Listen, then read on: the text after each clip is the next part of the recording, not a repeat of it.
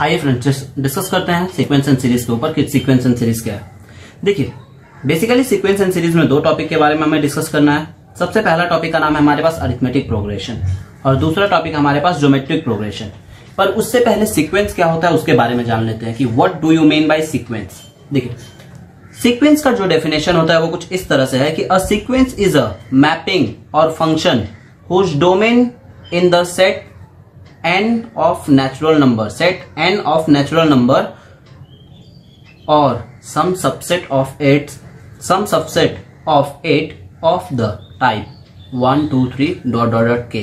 That means sequence के बारे में बोले तो सीक्वेंस क्या होता है, एक न्यूमेरिकल वैल्यू को, दैट मीन्स एक न्यूमेरिकल वैल्यू या फिर अल्फाबेटिकल वैल्यू को एक सीरीज में लिखने को, एक वे में लिखने को ही हम लोग बोलते हैं सीक्वेंस।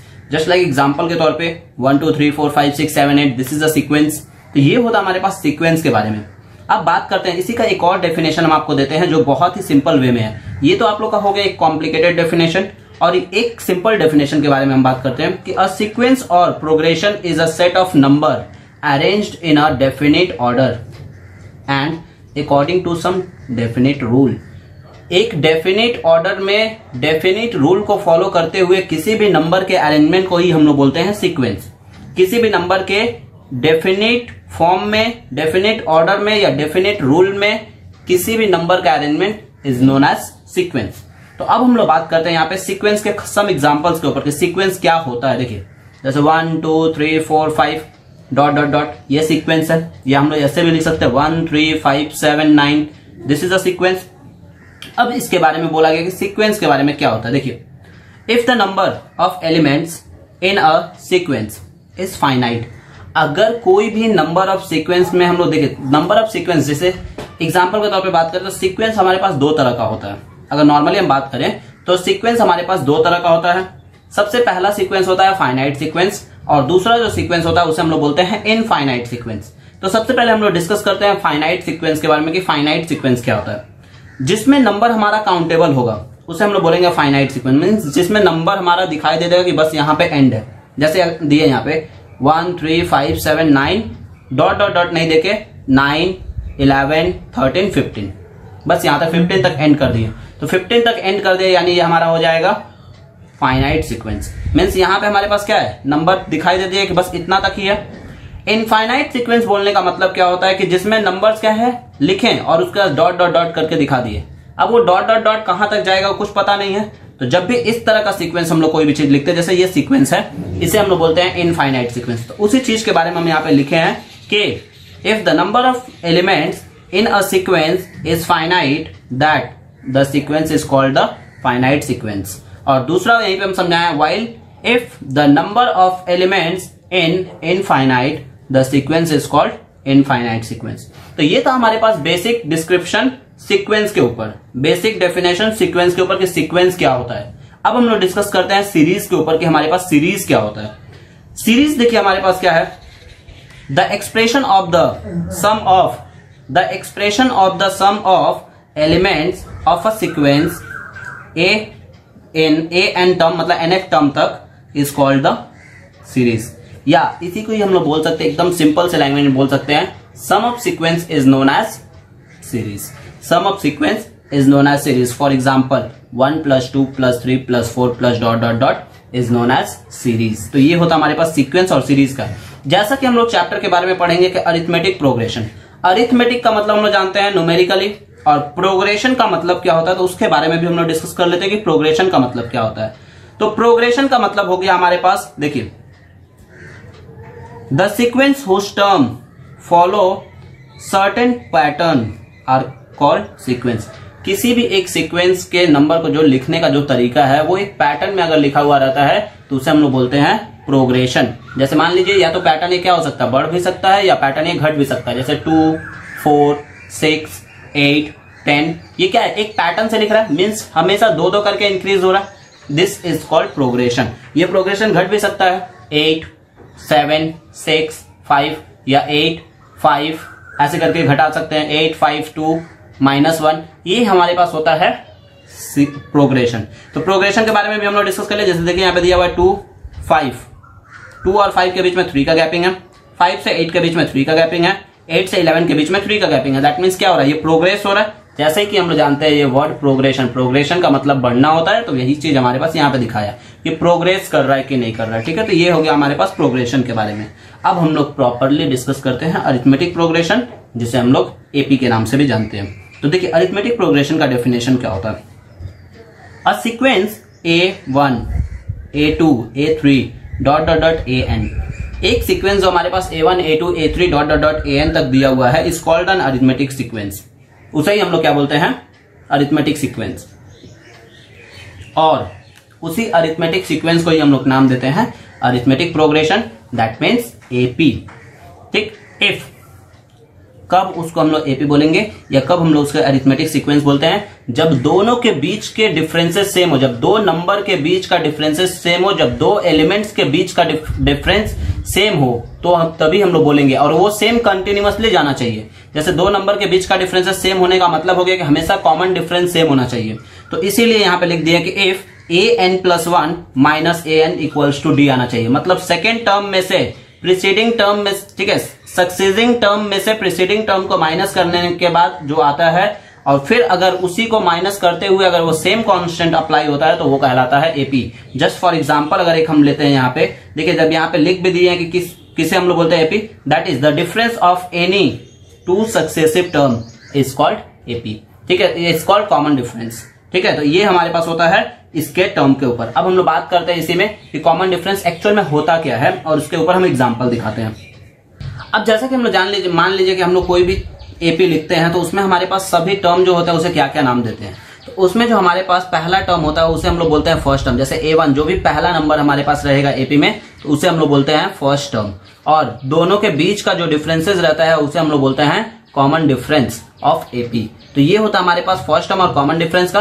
फॉर एग्जांपल हम यहाँ पे एक क्वेश्चन सेट किए 1, 6, 11, 16 1, 6, 11, 16 dot dot dot is an AP where first term is, इसमें फर्स्ट टर्म होता है हमारा पहला जो नंबर दिया हुआ था। पहला नंबर हमारे पास 1 दिया हुआ है, तो 1 is a first term. And AP common difference निकालना है, इसमें इस एपी में से कॉमन डिफरेंस निकालना है। तो कॉमन डिफरेंस निकालने के लिए हम लोग क्या करते हैं, सेकेंड टर्म में से फर्स्ट टर्म को माइनस कर देते हैं। Second term minus first term is equals to जो आएगा, this is known as common difference. तो वो हमेशा सब में सिमिलर होना चाहिए। अगर कहीं पे भी डिसिमिलर हुआ तो वो एपी नहीं कहलाएगा। तो अब हम लोग बात करते हैं इसके जनरल टर्म के ऊपर कि जनरल टर्म ऑफ एपी क्या होता है हमारे पास।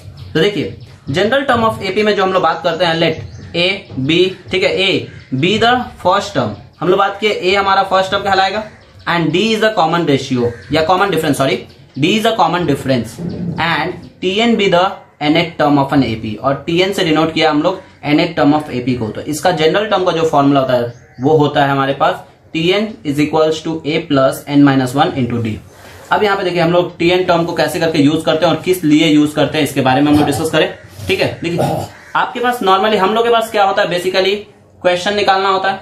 अब क्वेश्चन में अगर जैसे मान लीजिए आपका दे रहा है 2, 7, 13, 12, 17 ऐसे करके डॉट डॉट डॉट करके दे रहा है।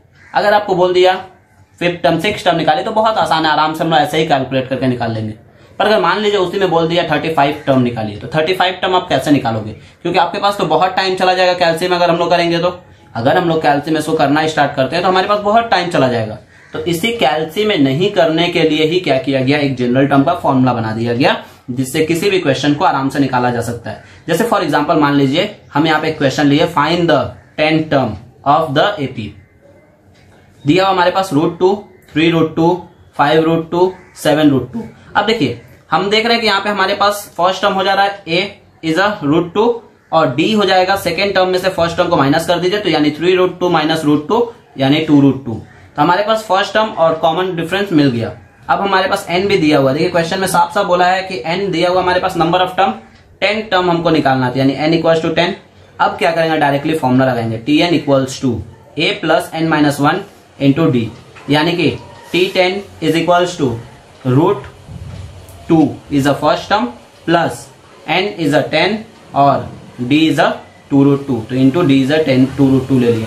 अब इसी को ही हम लोग सॉल्व किए तो हमारे पास फाइनली मिला 19√2। तो this is a 10th term of AP. तो ये होता हमारे पास जनरल टर्म का फॉर्मूला। फॉर सम, ठीक है, सम मोर एग्जांपल्स के ऊपर भी डिस्कस करते हैं कि सम मोर एग्जांपल्स कैसे करके और भी क्वेश्चंस को हम लोग इसमें ले सकते हैं। जैसे मान लीजिए एग्जांपल के तौर पे एक और क्वेश्चन हम अपने से ही ले लेते हैं यहाँ पे।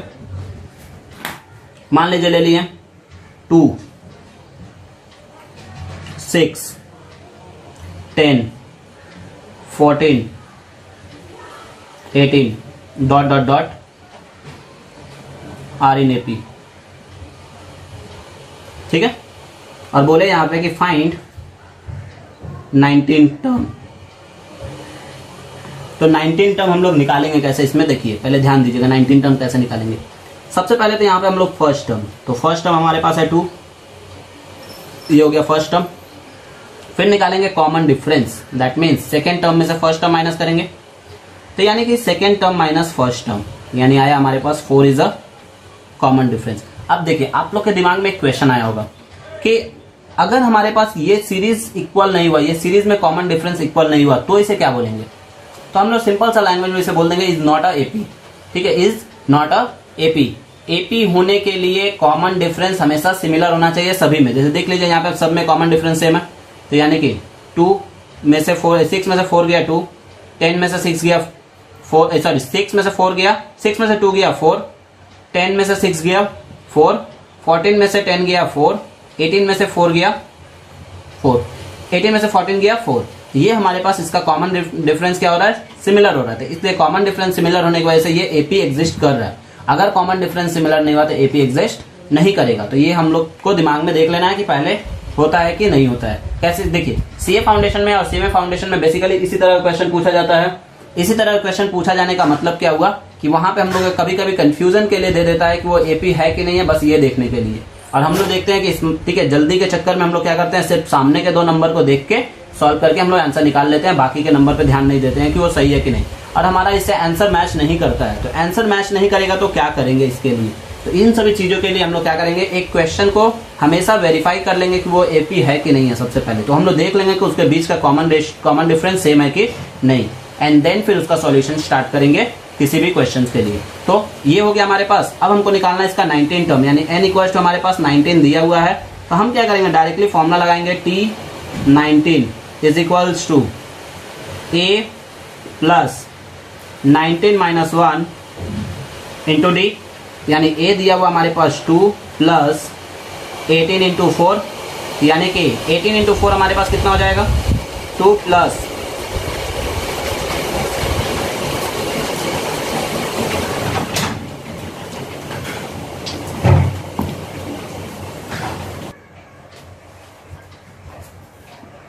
यानी कि हमारे पास हो गया a इक्वल टू 2 बैठा दिए और 18 इंटू 4, यानी फाइनली हमारे पास आ रहा है 2 प्लस 72 यानी कि हमारे पास टोटल हो जा रहा है 74 इज द फाइनल आंसर। तो ये इस तरह से करके हम लोग इसका एपी का क्वेश्चन को सॉल्व करते हैं, जो कि हमारे पास है sum of normally general term के ऊपर।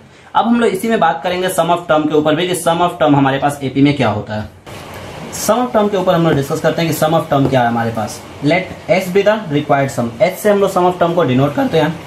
यानी एस इक्वल्स टू हमारे पास जो क्वेश्चन रहेगा वो कुछ इस तरह से रहेगा, 1 plus 2 plus 3 plus 4 plus dot dot dot plus N. तो मतलब सम ऑफ टर्म का क्वेश्चन हमेशा एडिशन में दिया रहेगा।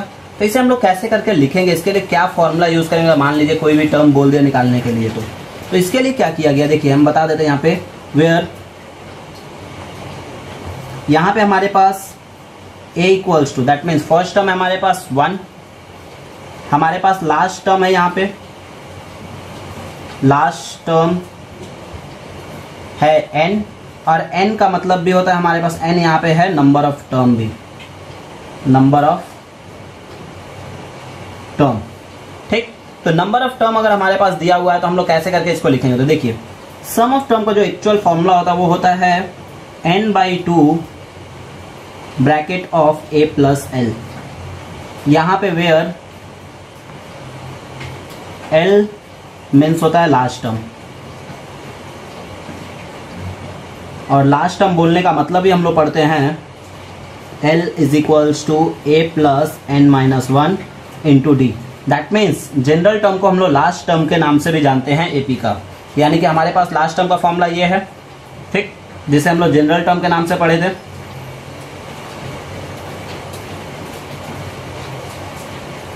जनरल टर्म, यानी इस फॉर्मूला को अगर हम लोग यहाँ पे सब्स्टिट्यूट कर दें तो हमारे पास सम ऑफ टर्म का फॉर्मूला मिलेगा, sum of n term is equals to हो जाएगा n/2 bracket of a plus n-1 into D, यानी फाइनली हमारे पास आया n/2 ब्रैकेट में 2a plus n-1 into D.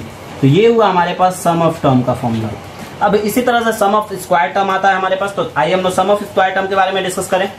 तो sum of first square term के बारे में हम लोग डिस्कस करेंगे कि सम ऑफ फर्स्ट स्क्वायर टर्म क्या होता है। तो देखिए इसका सीरीज के पहले ऊपर डिस्कस कर लेते हैं। तो s is equals to 1 square 2 square 3 square plus dot dot dot n square. अब ये सीरीज का अगर मान लीजिए क्वेश्चन पूछा तो कैसे करके इसका फॉर्मूला अप्लाई करेंगे। तो इसका जो फॉर्म होता है वो होता है 1/6 n ब्रैकेट में n+1 2n+1। तो यानी कि बोलने का मतलब हो गया सम ऑफ n नेचुरल, ठीक है, sum of the square of the first n natural number is equals to होता है हमारे पास n ब्रैकेट में n+1 2n+1 होल बाई 6। तो ये होता है हमारे पास sum of the square of the first natural number, first n natural number, sorry. तो यहाँ पे हम लोग इसके ऊपर बात किए। अब हम लोग बात करते हैं sum of the first cube of the n natural number. तो sum of the cube of first n natural number, ठीक है।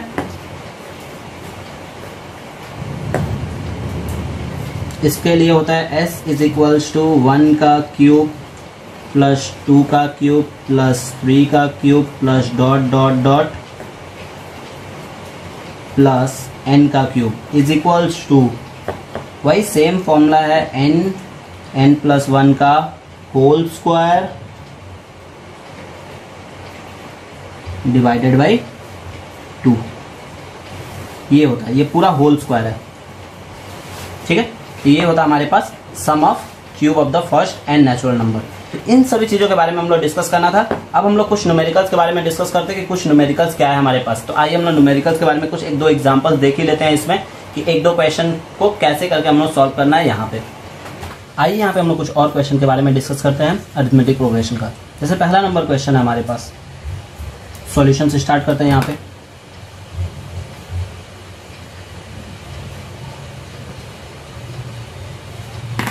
देखिए पहला नंबर क्वेश्चन हमारे पास कि the 7th term and 13th term of a series in AP are दिया हुआ है। मतलब कि हमारे पास t7 का वैल्यू दिया हुआ है 34 और t13 का वैल्यू भी दिया हुआ हमारे पास 64। बोला क्या respectively find the series and hence find 15 term. मतलब हमें t15 निकालना है और सीरीज भी फाइंड आउट करना है। तो हम लोग कैसे करके फाइंड आउट करेंगे, देखिए उससे पहले सबसे पहले तो हमें ये देखना है कि इसमें हमारा a और d क्या है, क्योंकि हमारे पास फर्स्ट टर्म और कॉमन डिफरेंस ही नहीं दिया हुआ है। तो सबसे पहले हम लोग इसमें से निकालेंगे फर्स्ट टर्म और कॉमन डिफरेंस। तो चलिए फर्स्ट टर्म और कॉमन डिफरेंस निकालते हैं। तो उसके लिए हमें लेट करना पड़ेगा। यहाँ पे लिखेंगे let the first term be a and t, मान लिए। अब t7 है हमारे पास, तो t7 के लिए फॉर्मूला क्या होगा, a प्लस n दिया हुआ हमारे पास 7 माइनस 1 इंटू डी, यानी फाइनली हमारे पास आएगा इसका वैल्यू दिया हुआ 34 इज इक्वल्स टू आएगा a plus 6d। This is the equation number 3। इसी तरह से हम लोग 13 टर्म के लिए भी कर लेते हैं। t13 is equals to a plus 13 minus 1 यानी कि 12d हो जाएगा हमारे पास। तो ये हो गया हमारे पास इक्वेशन नंबर 4। तो हमारे पास इक्वेशन नंबर 3 और इक्वेशन नंबर 4 मिल गया।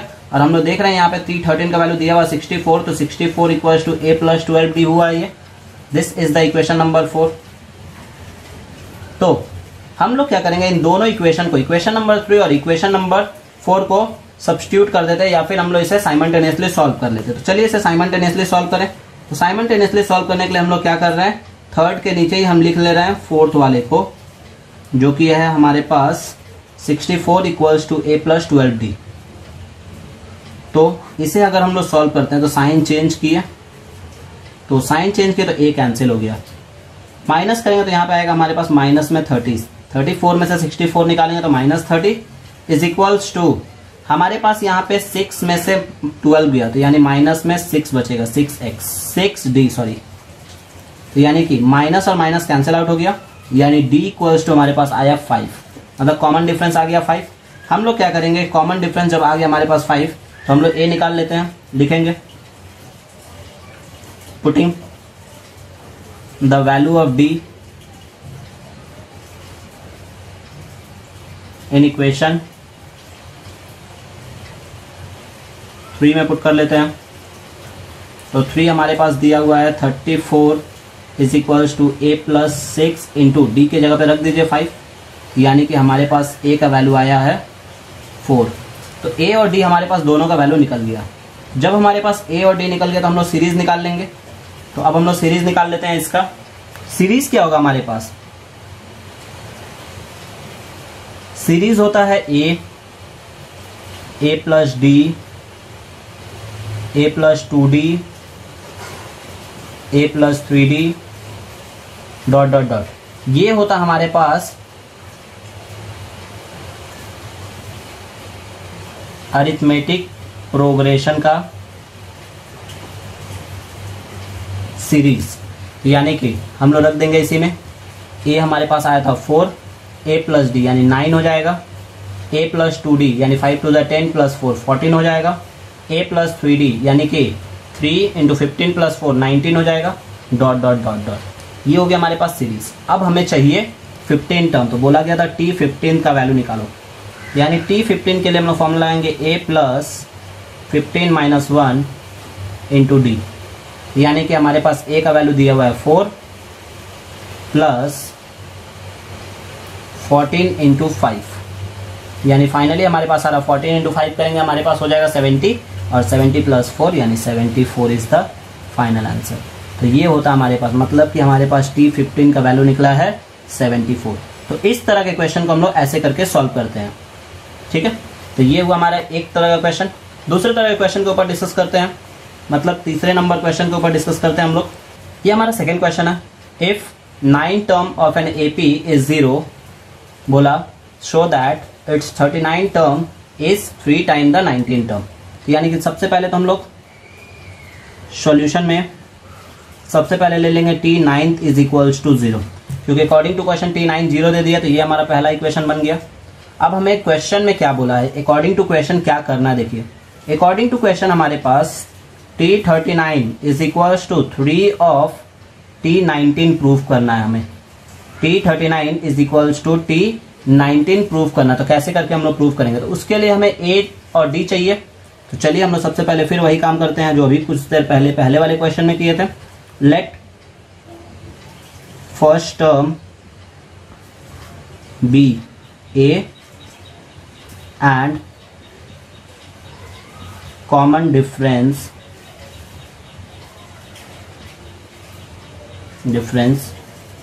b d से ले लेते हैं, चलिए ठीक है। कॉमन डिफरेंस को शॉर्ट में हम लोग सी डी भी लिखते हैं। तो ये हो गया हमारे पास, a और d लेट कर लिए। अब हम लोग डायरेक्ट निकालते हैं t9 टर्म। तो t9 इज इक्वल टू हमारे पास हो जाएगा a plus 9 minus 1 into D, जबकि हमारे पास t9 का वैल्यू 0 दिया हुआ, तो 0 is equals to a plus 8d हो जा रहा है हमारे पास। यानी अगर हम लोग यहाँ से a प्लस 8d का वैल्यू देखें तो मिल रहा हमारे पास 0। ये हुआ हमारा सेकंड नंबर इक्वेशन। अब इसी में हम लोग निकाल लेते हैं t39 term left hand side से, इस इक्वेशन इसको प्रूफ करने के लिए। तो t39 टर्म हो जाएगा हमारे पास a plus 39 minus 1 into D, यानी कि a प्लस 38d हो गया। ये बना थर्ड इक्वेशन।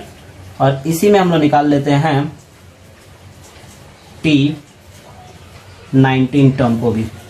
तो t19 टर्म को जब हम लोग निकालेंगे तो हो जाएगा हमारे पास a plus 19 minus 1 into D, यानी कि फाइनली हमारे पास हो जा रहा है t19 is equals to a plus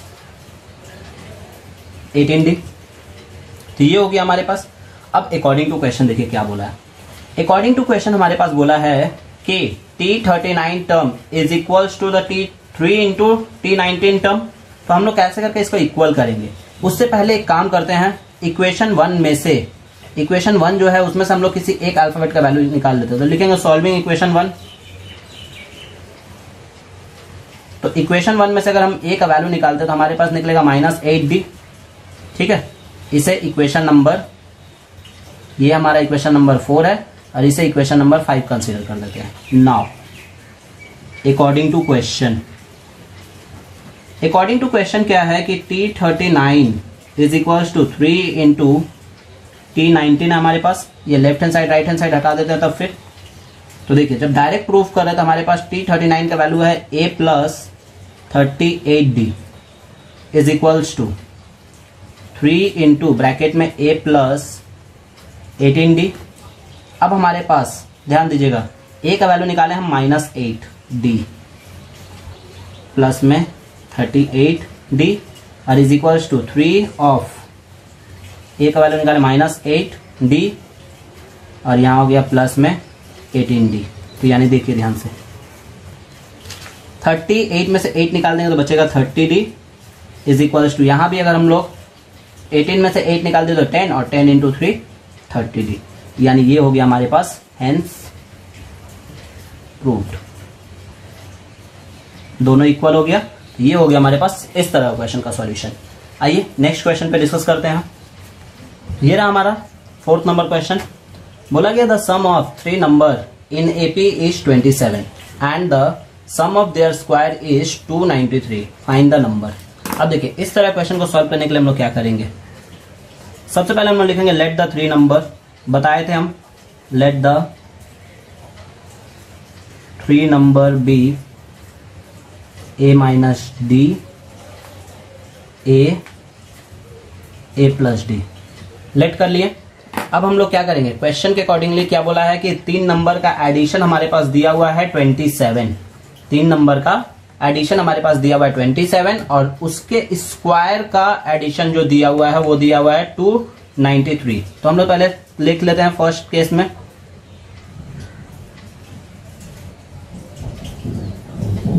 first step में हमारे पास दिया हुआ है a minus D plus a plus D is equal to 27, यानी कि हो गया हमारे पास a minus D plus a plus D is equal to 27, यानी डी कैंसिल आउट हो गया, यानी 3a इक्वल्स टू हमारे पास आया 27। तो यानी कि a का फाइनल वैल्यू निकला यहाँ पे 9, तो a हमारे पास निकल गया।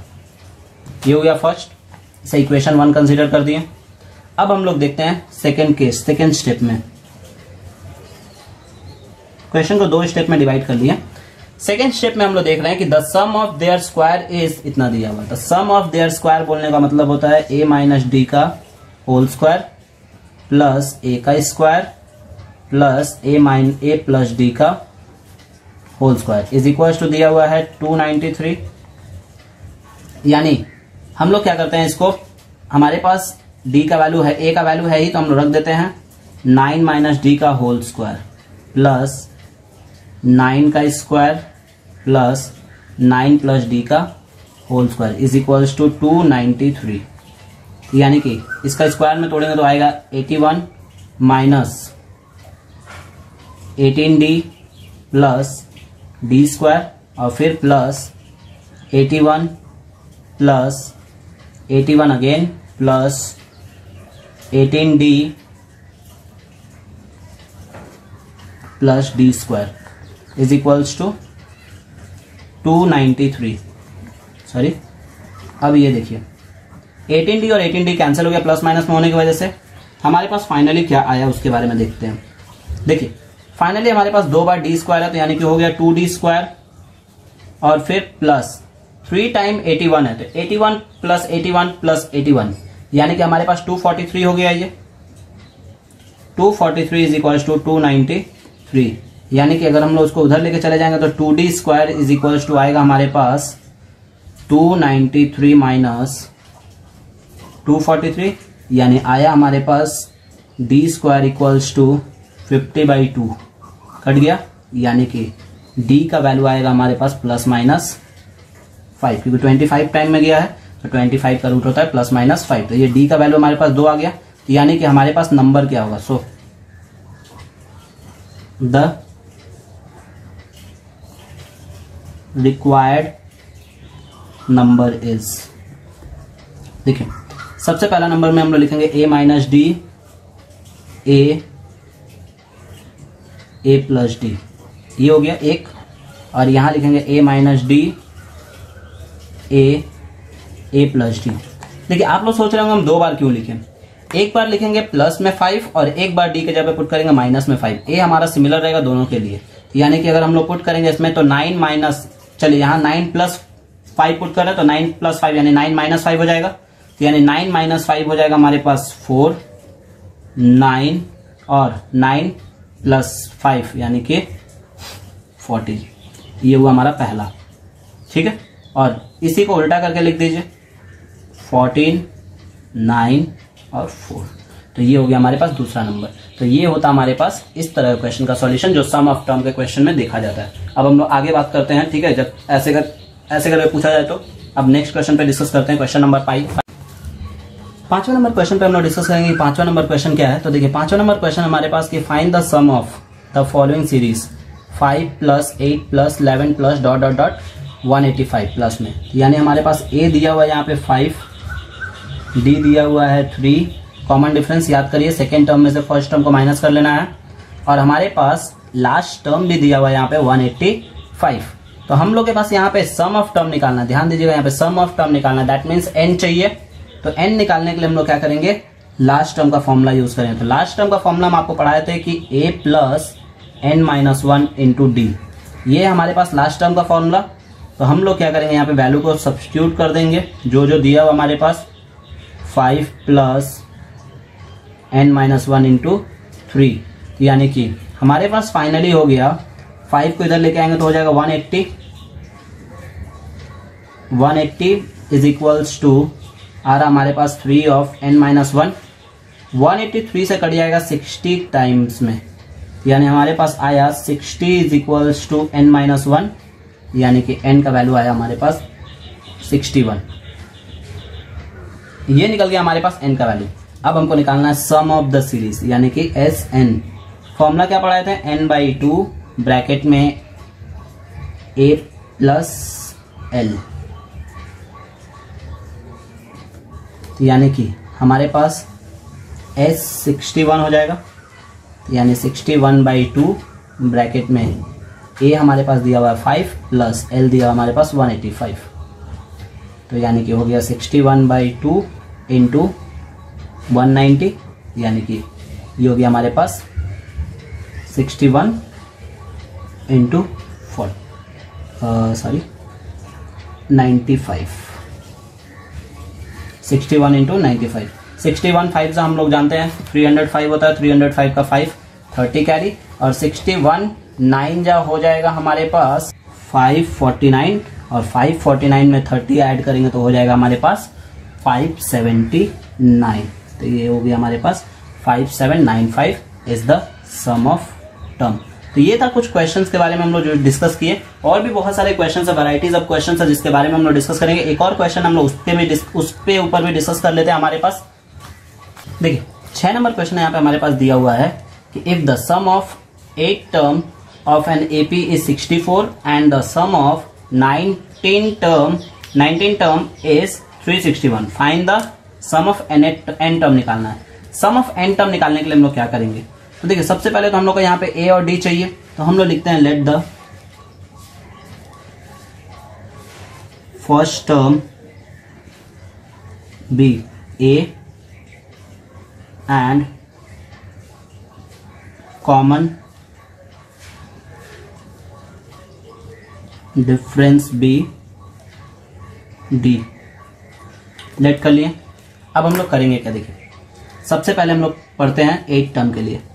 सम ऑफ 8 टर्म फॉर्मूला होगा 8/2 ब्रैकेट में 2a + 8 - 1 × d, ये लगा लिए, यानी इसका वैल्यू हमारे पास दिया हुआ 64 इक्वल्स टू 8/2 ब्रैकेट में 2a + 8 माइनस 1 डी।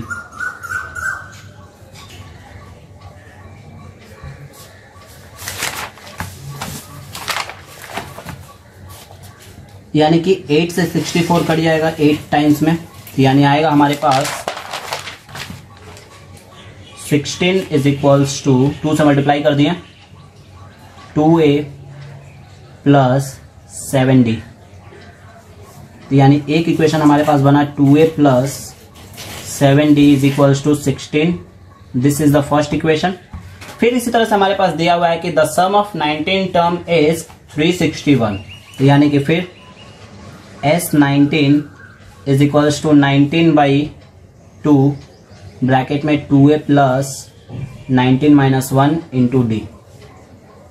तो देखिए हमारे पास 361 दिया हुआ है is equals to 19 by 2 bracket में 2a प्लस 18d हो गया।